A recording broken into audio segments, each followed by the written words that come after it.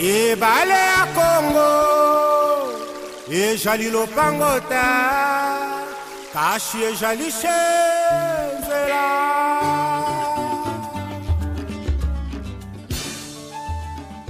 Bonjour à toutes et à tous, c'est l'heure de suivre l'émission Actu des provinces, une émission que je vous présente, moi c'est Gulin Pétello.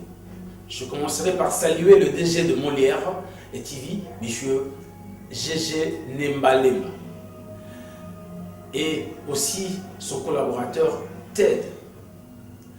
Avant de commencer cette émission, nous allons balancer un élément publicitaire de notre partenaire de MM que gère Odon Touba. Suivez.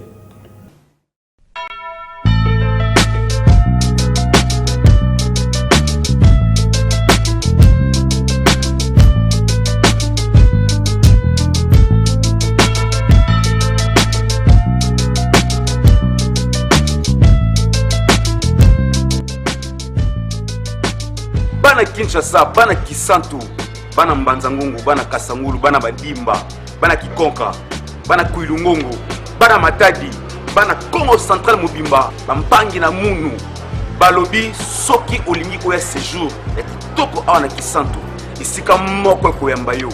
Guest House DMM Tefe Pemele Matosa. Et pour un bon kitoko, ba chambre kitoko, séjour kitoko, malili na kati babi donc séjour au passango ya kitoko ana Kisantu.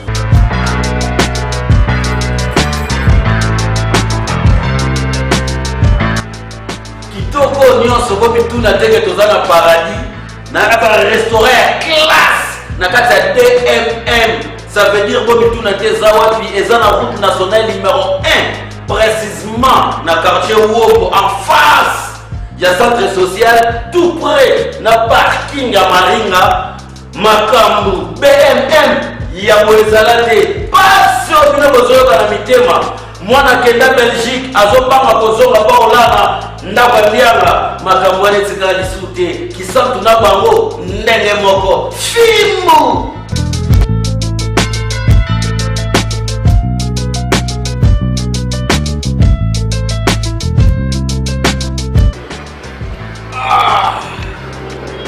DMM, bah c'est jour qui dort dans le Kisantu.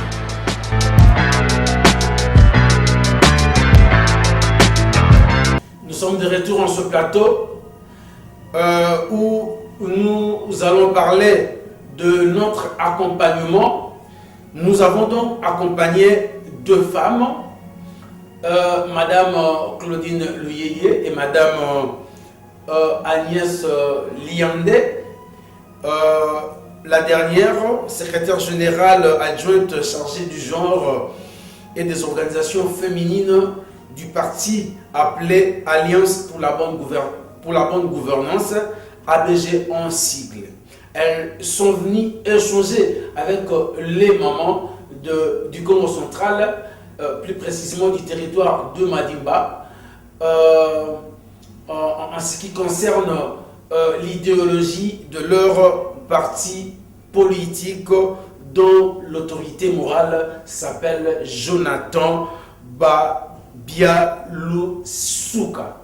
Suivez cet élément. Nous allons sur l'avenue Bandibou, numéro 48, au quartier Kisantu, pour une activité politique. Donc il y aura adhésion massive des membres dans ABG.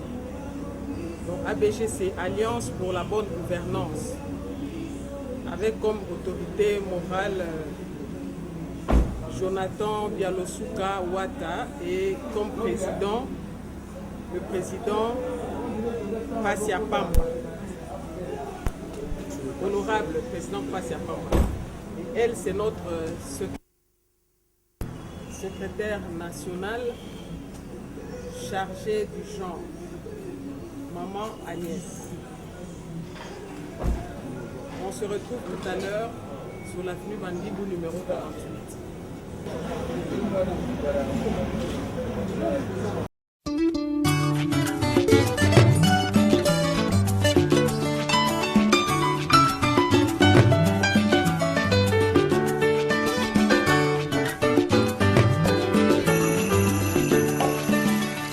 ebale ya Congo ezali lopango te kasi ezali nzela.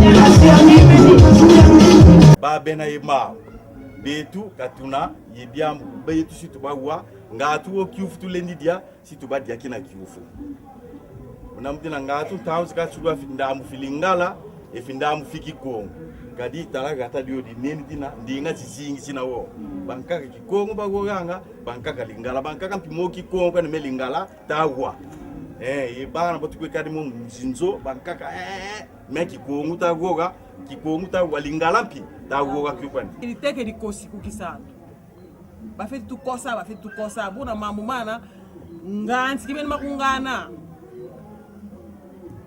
mweni mununde no abu bana mabaka la kaba feti tula ntuku ntwala bitu bana bakentu dia kande tuleni tungan sa mudia mbu baba yiti di ko ukisalu busi benda busi babaka mbongu zau ale ba vila keni kutuko tutuka tala lutala kisantu kani ntila kwani so useni mukusa ikuma ko mbalu kidi muna kote di bamboma et pourtant ntila yo utukedi lonka betu ku Saint-Anne kumfuki fi ntila yo tata moka kedi kotila batiri ntila mbanda nsundi kote da feni ba ndibu tout droit kazi ntila zudi patakana bana mabaka la kisalu kutukosa kwani kutukosa population bafiti zaisande betu ku Kongo gata di mosi di mbongu zifuana mbongu zizingi mais mbongu zo zizingi population kabata profiter dioku buna busika sa senenge weri bonsu welengi bien weri kan ko angolande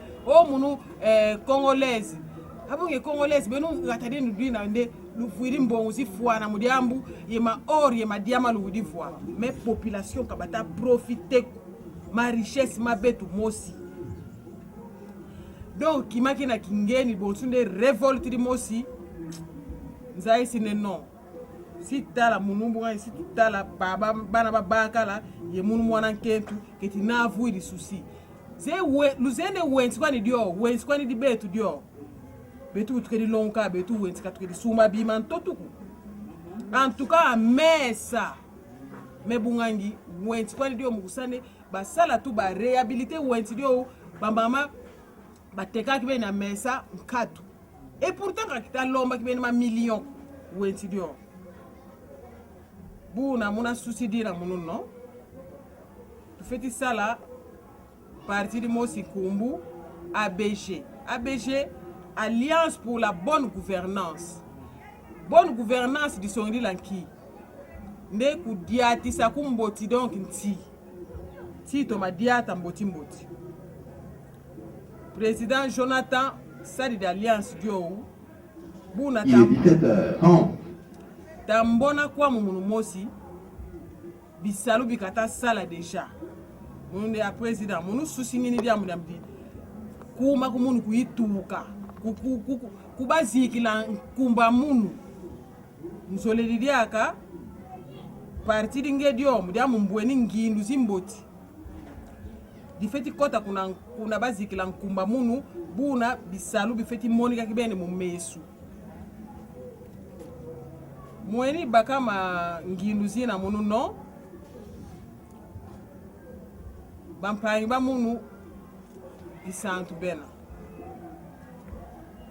mboti ye bakabila nsanguzozi ABG Alliance pour la bonne gouvernance du président Jonathan autorité morale Jonathan Bialosuka ye président Pasi Zampamba mweni bingisiri hunu mukusatu yambila buna bantu babakota mu parti bakota mu parti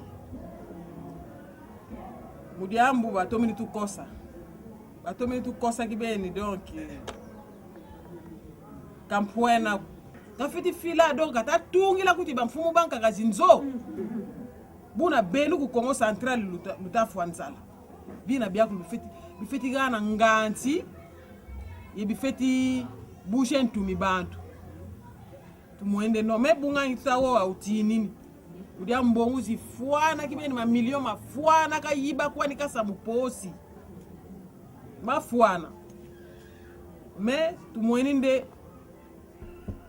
bantu bobu si tutala kiti mwana nkentu kiti sika patakasa kiti bwe ditu si nous présenter parti Alliance pour la bonne gouvernance Koki Santu avant il y a la parole pour mama secrétaire national yani chargé di ba mama kipa yani au RDC diako pour la maman moko Moni malili boyoko ba mama. Apeli to beta suma bo. To bando la kisabino. O so to kutani to zana mwa ba slogan na biso o to lobaka o to sepela kanango. Bo sepela na kamba malobi. So bo sepela nango donc bondimi ye. Bo pesi raison. Bo kolanda ye. OK. So yibo kolanda ye il faut boyeba place ya zokende. Na masolo. Eza na slogan ba jeune ba lia wa.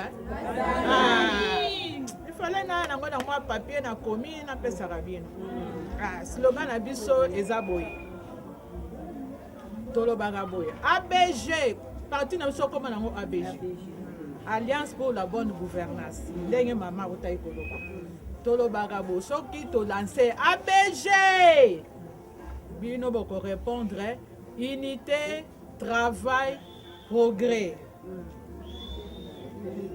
Unité, travail, progrès. ABG. Unité, travail, progrès. ABG. Unité, travail, progrès. Wana sikoyo olobi eza yanga.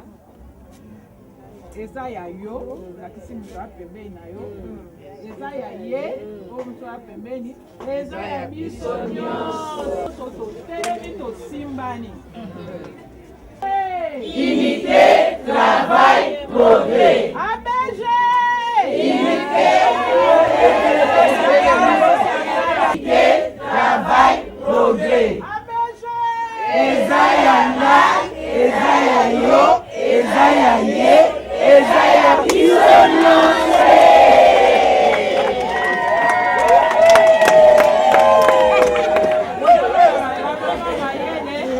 Ba place eze belé mais ayebi ke na souci aza nango ya bandeko na ye ndenge atika baleki oyo atika place afanda azomona changement te baleki bazosisa baklasse azomona kaka chômage na chômage elonga malonga eza te yango atelemi soki mpo na ye moko ye aza na problème te bomoni santé ye asalaka ni mosala na ye aza bien mais aza sikoyo na souci ya bino bandeko na ye yango nde ememi ye souci na bino yango wana ifo bopesa ye maboko namoni bamama na sepeli leo yesu akufaki nani amemaki sango mama aza moto akosaka na ye te namoni bamama batondi awa bamama nde bato ya sango oyo bamemaka sango ezali bino bomema ye bamama nde basalaka nyonso nani amemaka zeni nani abotaka nani alesaka na ndako nani alambaka nani akolisaka bana to mibeta maboko yango esengo yango wana bosepela lelo like bino tala ngai na mokolo me nazolanda politike oyo tozolanda ngo po sikoyo eza kaka politike na politike nde nyonso bokozwa yango wana bolinga te boza na kati ya politike nde ezomema biso ifo molobeli na bino azala yango mama lokola telemi yeni molobeli na bino bozala nsima na ye balobi na ya mpenga mpe na muna nazozwa mpe rapport nazomemela bakonzi mokolo parti na biso toza na autorité morale ndenge ye alobaki Jonathan Bialosuka Wata azali mwana ya kwango balingi mboka na biso alingi changement na mboka ndenge toyoki wana unité travail progrès unité lingi oloba bomoko travail musala progrès na musala nde tokopusana kuna ye aza moto akwango nga naza mongala na mongala kuna ezali bato nyonso bazali epa na ye nga naza mongala mama lelo oyo ye mpe mokongo akoti eza baprovince nyonso toza kuna oyo alandi ye professeur président national Pasisa Pamba ye mpe professeur monene bosala na musala totikela bino musala bosala bakomite soki bosali bakomite makambo nyonso efandi bokomona bango oya tokoya bino moko boloba toya nsima mikolo boni mpo musala wana esalama topesa bino mikolo boni bolobi nini tokende na biso tozonga su te bokotelema bokosala mosala bokomema sango bomema sango boloba comme ça biso tokoya na bakonzi tokoya kotala bakomite tokoya koinstalle bino toyokani merci.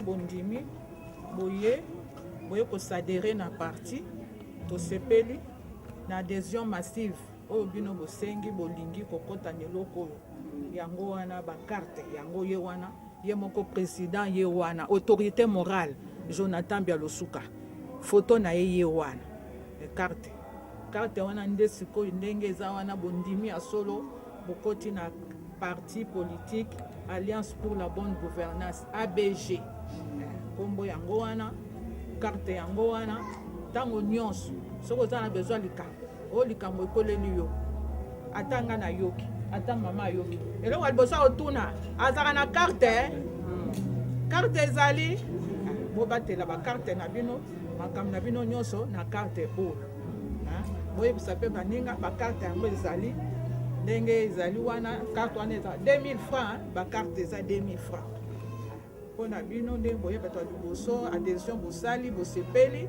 boye kosadere yango wana bakarte yango oyo 2000 francs na carte moko toyokani bino bozali awa boya moko na moko tolakisa bino bakarte donc président musipesi lutala ale ulifuata bikarte bien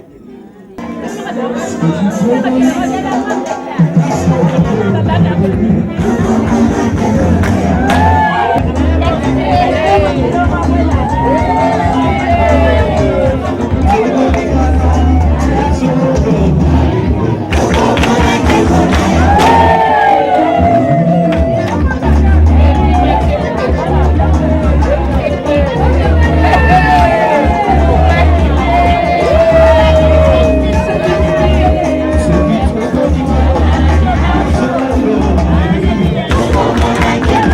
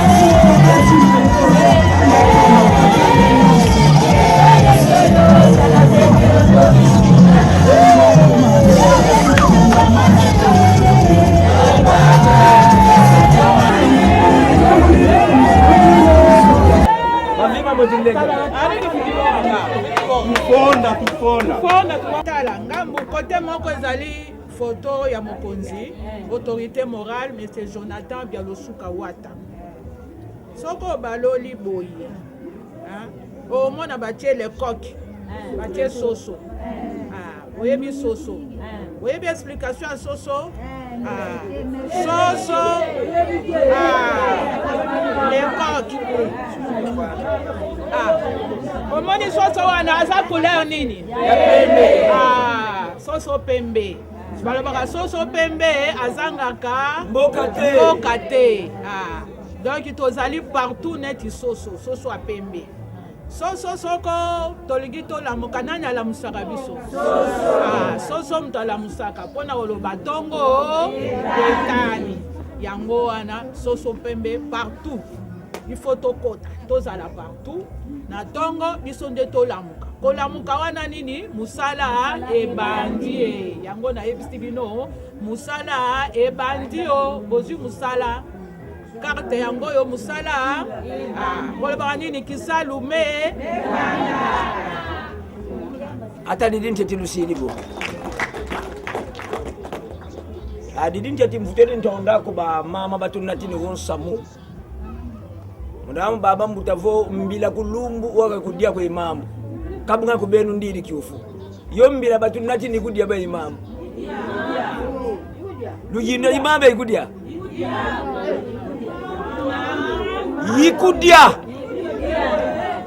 nembila kudia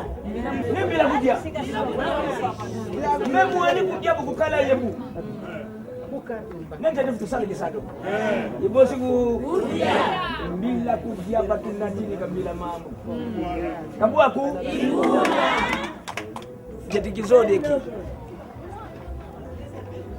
butuna bobu tu yer mu élection présidentielle est-ce que ko kedi kandele mo nan kentugo njeka lum fotedi mudiamu monza yoyi betu bana bakentu balutire bana babaka wo bana bakentu bakenyi fongu kembanyi nkentu yuno kafutuluta lutaka kaye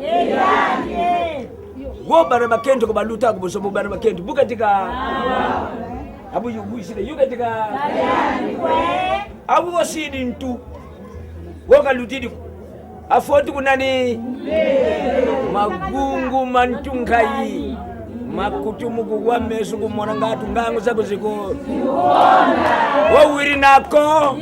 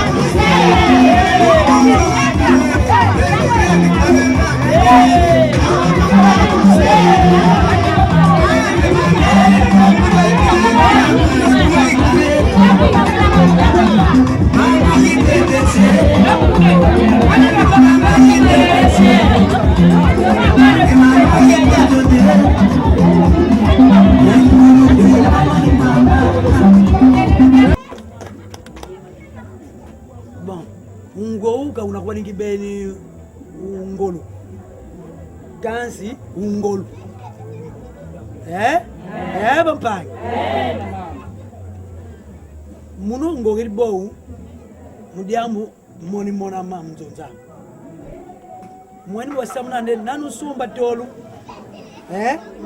sungwisa ntinu muni sumba tolu nanu ngana 10,000 munu siga 10,000 babata soni ngapi basoni ke yani siga ga 10,000 mengu sigi komu na ntangu yina lusose diaka diakonesu diaka mama sumana ngwisisa ko 3,000 ubo batatu soni batanga mbongo nzonza batengi de jande madizi makwa makote di tabagi se ye mambo bu ye mambo mo butu bosinde tuisiri tusiri video u tusiri bu vueti nsinga vuati wo muluketu kumuntingo video akudinge mosu kisadi didiako kabwa ko ne busiri mbasi kumilwa kunkentu ndo bu mona jagala di disidi cho bu mona jagala di disidi cho mona mpira yena mambo pe mwa feti tomina mkan kanzi o tu keri miga mimbwa tu lege du mos tu vumuke du mos mambo mafeti kwenda betila vraiment munu bisamna nga ba mama show kono maternité betu tozo pesa vie to lela kaka chaleur na chaleur na yani nzentu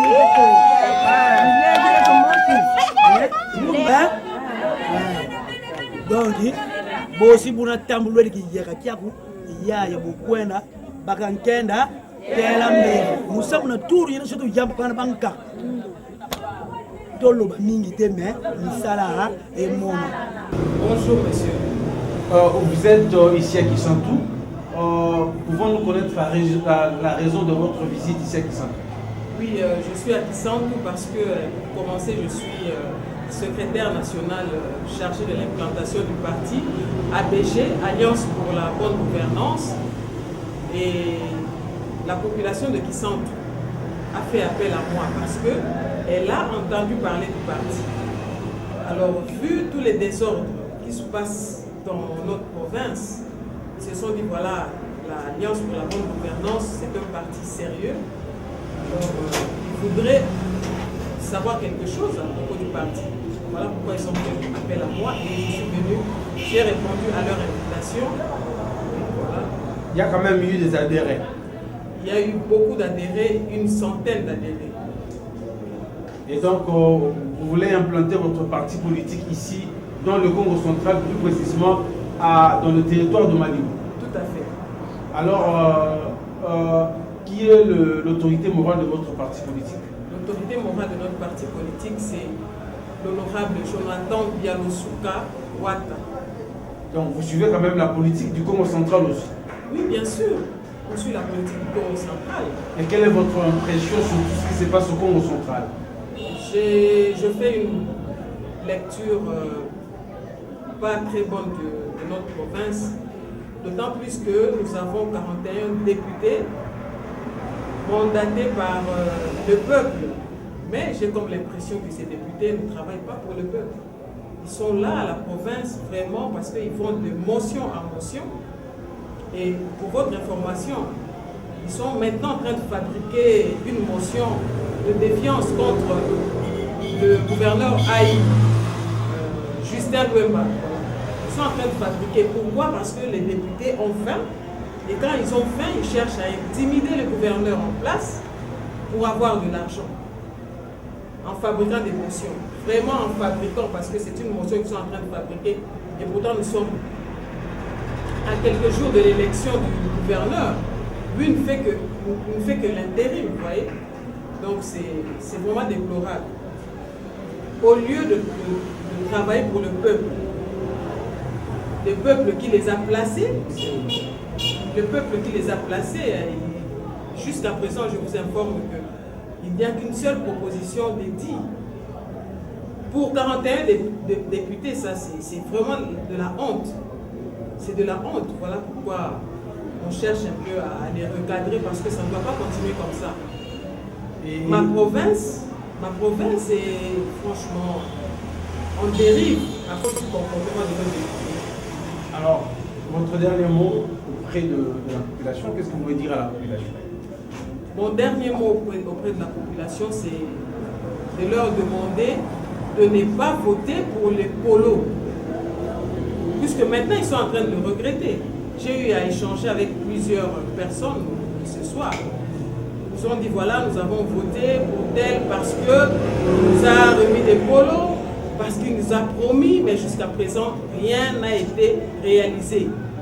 Donc c'était donc des promesses ronflantes. Donc voilà, il faudrait vraiment que le peuple choisisse la personne qu'il faut à la place qu'il faut. Par ailleurs, vous avez besoin de membres. Qu'est-ce que vous leur dites? Il faut qu'ils viennent nombreux. Oui, qu'ils viennent s'adhérer au parti Alliance pour la bonne gouvernance. Ils ne seront pas déçus. Ils ne seront pas déçus parce que, selon même la vision du parti, Alliance pour la bonne gouvernance, c'est pour bien gouverner. Vous savez que notre pays ici, on dit toujours que non, le Congo, c'est un pays riche en ressources naturelles. On peut tout raconter, mais est-ce que la population se retrouve dans les richesses du pays? Je ne pense pas. Vous voyez la pauvreté dans laquelle notre population, même ici à Kisantu, vit. Merci. La population croupit dans la misère la plus totale. Voilà pourquoi je demande au peuple, à la population de Madimba, de choisir en 2023 les personnes qu'il faut à la place qu'il faut.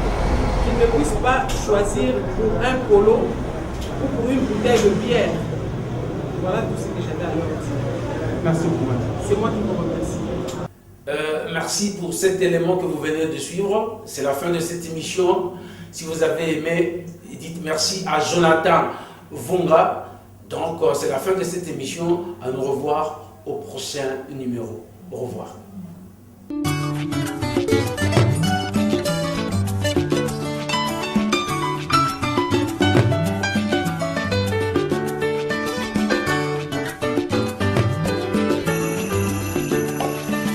Ebale ya Congo ezali lopango ta kasi ezali se